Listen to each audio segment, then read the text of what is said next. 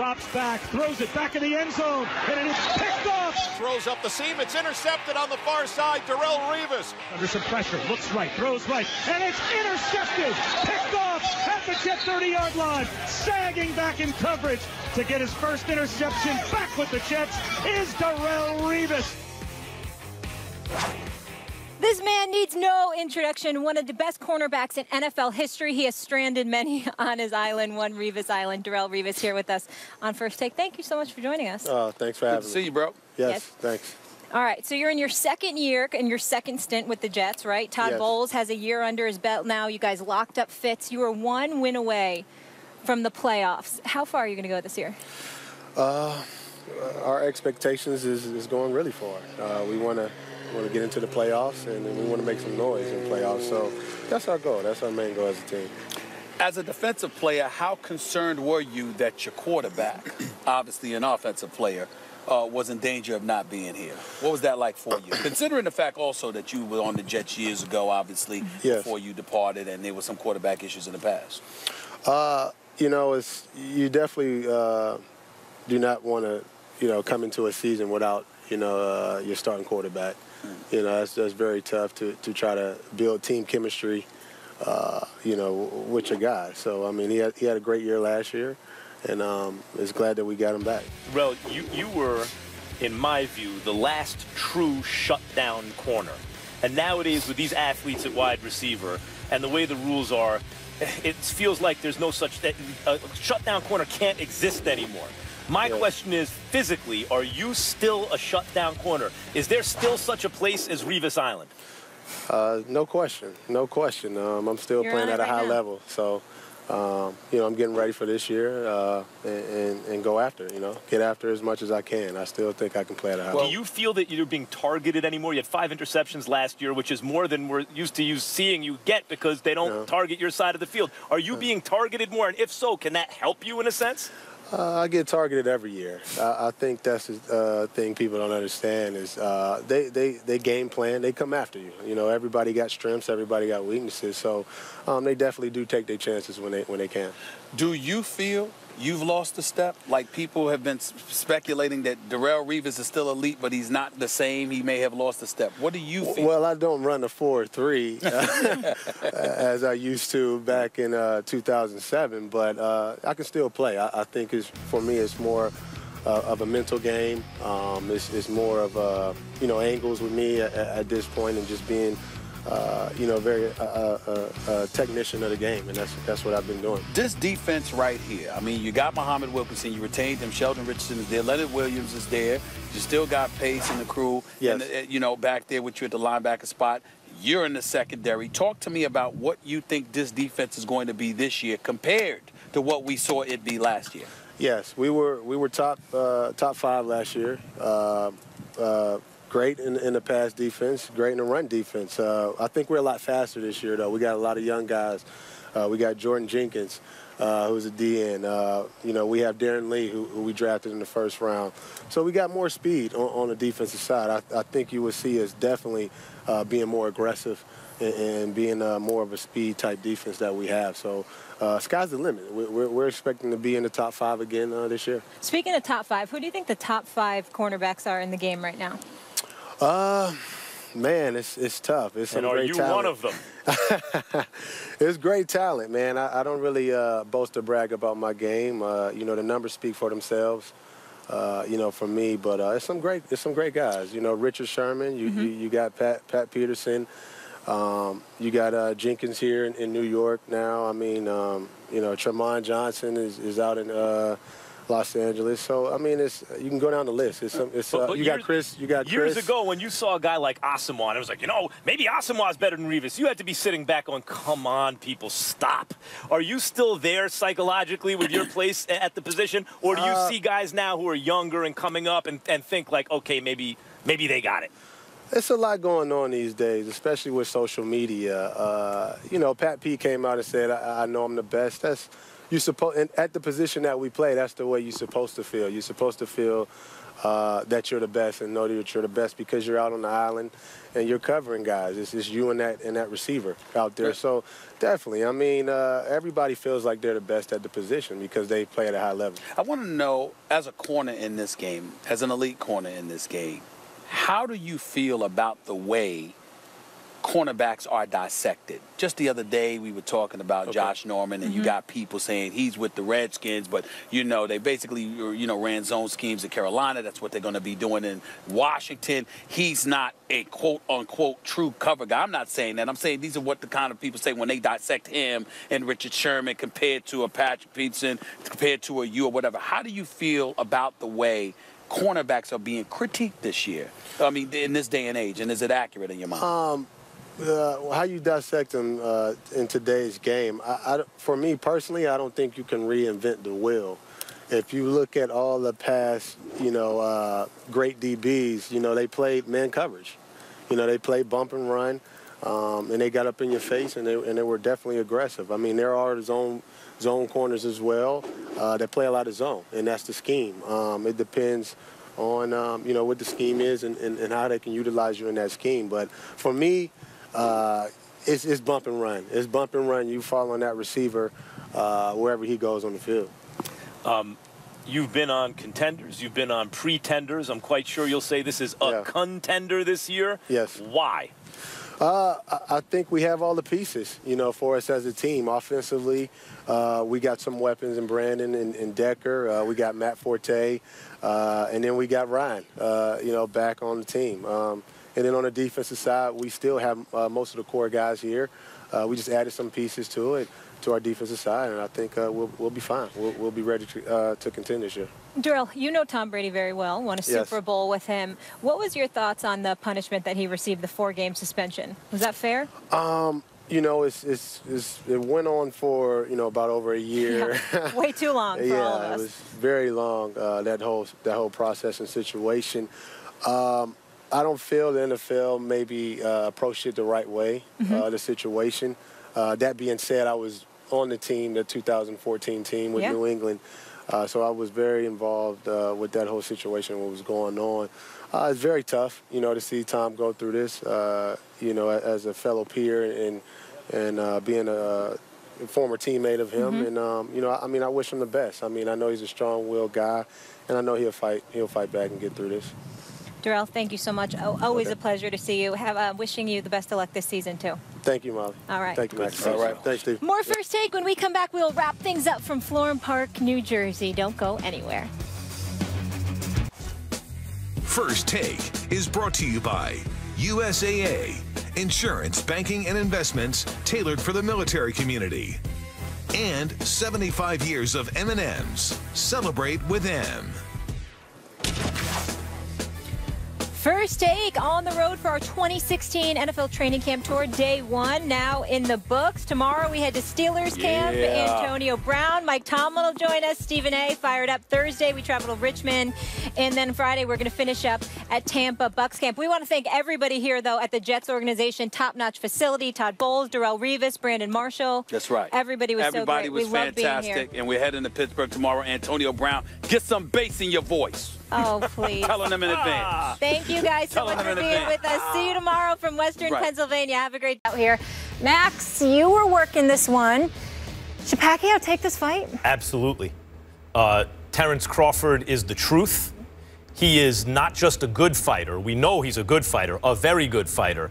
And you don't really know for sure until they go out and prove it. But you get the sense when you're watching Crawford that you're watching a great fighter entering his prime. Now, here's the thing about boxing. Boxing, and I love boxing. And people, a lot of times, it's a guilty pleasure, and they justify it talking about social utility. It takes kids off the street, it instills discipline, etc. And all those things are true. But that's not why I love boxing. It's not why most of us love it. We love it because we like, to see who's better, and we like to see fights. And that's at least what animates me, hierarchical thinking. Who's better between these? Who wins, a tiger or a bear? I don't know, but I want to find out. It's just the way my brain works. And so it's basically exploitation, really. Boxing is basically exploitation. You could argue so is football. and it's usually exploitation of the networks and the fans of the fighters. What we want to see is evenly matched fights, brutal fights, where the fighter has to overcome stuff, improve their heart, improve their will and determination to win. Meanwhile, they're being brain damaged, right? But that's really what the fans are asking for. The managers and the fighters, on the other hand, particularly in Floyd Mayweather's era, which until he's really, really done fighting, I'll believe it when when a couple years go by and he doesn't fight. I think we're still in that era. Yep. What he showed was the opposite. It is exploitation, but instead of letting the fans and the networks exploit us, we are going to exploit the fans and the networks. By not fighting the fight you want us to see us fight and taking all this punishment, by waiting for just the right time to fight just the right guy, when that guy means maximum reward, minimum risk. Floyd Mayweather said before the Pacquiao fight, when I say TBE, the best ever, I don't mean in the ring. Someone else can have that. I'm talking about the whole fight game. And he's right. If you're talking about the way he played the fight game, that's the career you should want. If it's your kid boxing, that's the career you would want, was Floyd Mayweather's career. But it set a bad precedent from fans' point of view for other fighters. Because what it taught other top fighters is avoid risks when they're not worth money, wait until the risks go down and the reward goes up, and then fight. From our point of view, fans and networks, that's not what we want. We want the Pacquiao model. Go head first into the biggest, baddest challenge. That's why Pacquiao has some losses.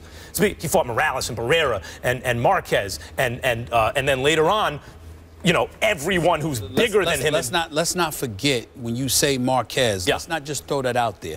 That's when we learned that Pacquiao too takes Ambien. That's when we learned that he was put to sleep. Stephen A. That's I'm just saying. Okay, but let's not forget that. Let's not forget that. You're right, but that's what happens when you take real risks. Muhammad Ali lost. He took risks. So what I'm saying about Pacquiao now is it wise to fight Crawford right now? Certainly Pacquiao has chances to win. But if you want to know how good Crawford is, most, I think, inside boxing people would think Crawford wins that fight, including, I think, Stephen A. Smith. Well, and let me just say that if I were managing Pacquiao, I might say don't take the fight. But as a boxing fan, I love the fact that Pacquiao takes on challenges. Terence Crawford is the biggest, baddest challenge he could take on right now. And given Pacquiao's character and his nature and his track record, I think he's going to take him. Max Kellerman, happy to have you on the show, bro. Not to mention the fact that, I usually don't try to defer to people because I'm Stephen A. I don't give a damn. But when it comes to boxing, I'm trying to, I said, listen, we're going to have Max on the show. When it comes to the UFC, because I know how tight you are with Dana White, and it's a pugilistic sport, and I know you the man in boxing, I was trying to defer to you.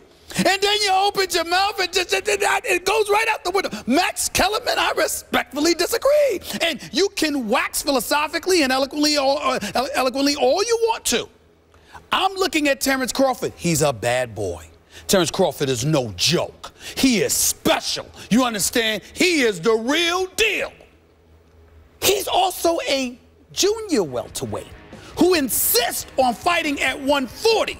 Now, correct me if I'm wrong, whether it's 145 or 147, that is where Pacquiao has been fighting all of these years. Now, in the heavyweight division, it don't matter. You can be all slovenly and fat and all of that other stuff and still find a way. You step into the ring with a guy that's 30 pounds lighter, and it doesn't make a difference. But in these lower weight divisions, you got to meet a certain weight. Crawford is already on the record. You know this better than me. He don't want to move from 140. Now, Freddie Roach, who trained Postal this weekend and obviously was very impressed with Crawford and spoke about how impressed he was with Crawford, his speed, his boxing ability, etc., and that Pacquiao would have no problem fighting at 140. I'm going to go out on a limb here, Max Kellerman, and say I think that's a little bit weak on Pacquiao's part. If you've been fighting, weak to fight Crawford. Let me explain. If you have been fighting, bring Terence into the studio. Tell that to him. Weak to fight Bug Crawford. I'm not questioning Terence Crawford's skill. I'm not questioning his greatness because I think he's great. Terence Crawford ain't nothing but love for you, bro. That's not what this is about. This is about that pound, that weight limit. I'm saying to you that if Crawford was talking about moving up to 145, I get you. But for Pacquiao to have to come down to think about this. You know this better than me because this is stuff you watch. I'm watching a fight. You're the expert. Mayweather fights Oscar De La Hoya. What does Oscar De La Hoya talk about? I walked in the ring practically dead. I had to come down, meet Floyd at a catch weight, etc., etc. Floyd fought Canelo. Similar circumstances. Canelo's up to his natural weight. Looks like a monster, okay? I'm saying that affectionately. My point to you is, for these guys, that weight situation matters. I'm looking at you and I'm saying, what the hell are you talking about Terrence Crawford for? How come you ain't talking about Keith Thurman? Keith Thurman is a legitimate welterweight. He's the welterweight champion. He is also undefeated. He's a knockout artist, even though he didn't knock out Sean Porter the other day. Crawford's a tougher fight. Because he's a boxer. Because Keith Thurman is a very good fighter. Okay. Crawford's better. Just better than Keith he's Thurman. A better... And by the way, I love Keith.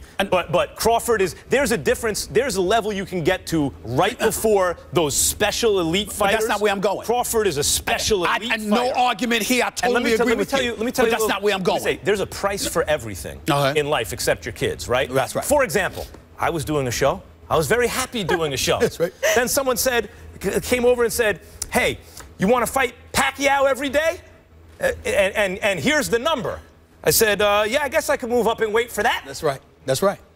Terrence Crawford is right now saying he's not going to fight. Let me tell you something. If they come with enough dough to fight Pacquiao, they'll fight at a catch weight. I agree, and I'm not disputing that. What I'm saying to you is... They'll fight on the moon at heavyweight. And I'm saying to you, we can revisit the topic when that happens. But if you standing here talking about you want to stay at 140, and Pacquiao has been walking around fighting at 145 to 147, and that's what he has been doing, how come we're not talking about Keith Thurman, and Keith Thurman is undefeated? The real reason we're not talking about it is promotional issues. But even if there weren't promotional issues, in other words, who's with what promoter and who's with what network and where's the easiest deal to make, even if that were not the case, I would much rather see Pacquiao fight Crawford than Pacquiao fight Keith Thurman. Keith Thurman just had life and death with Sean Porter. Kell Brook easily beat Sean Porter. Keith Thurman's a very good fighter. I like everything about the guy. But if you ask me, is he a top 10 pound for pound? I think even Keith Thurman would say, but where I debunked your point is when you talked about how we love these guys head first like Pacquiao that's going to come right in. What is Keith Thurman? Oh, that's him. I'm not talking about style. But what I'm saying I'm talking about who takes the challenge. But I'm talking about what are they doing? You're talking about two guys that would take the challenge. You're talking about an inevitable knockout, whereas in Crawford, could he knock out Pacquiao? Sure, because after Pacquiao got put to sleep, we don't know where his brain is these days. The point that I'm trying to make to you, I'm just being honest with you, is the truth. The point that I'm trying to make to you is that Pacquiao's still a bad dude. He's a bad boy. He's a bad dude. He's a bad boy. But the point is this. You might do it, but that loss in weight might be an excuse. There isn't any of that with Keith Thurman. That's what I'm saying. We're boxing on the show. That's what I'm saying. And UFC. All right, we're going to leave it there. Clearly a very tumultuous time in our country right now, a lot of unrest, and we've heard a bunch of NBA players speak out on the subject, taking a social stand on issues. But we haven't heard from Stephen A. Athletes as activists, what are their thoughts on this? Max weighing in as well. Are the guys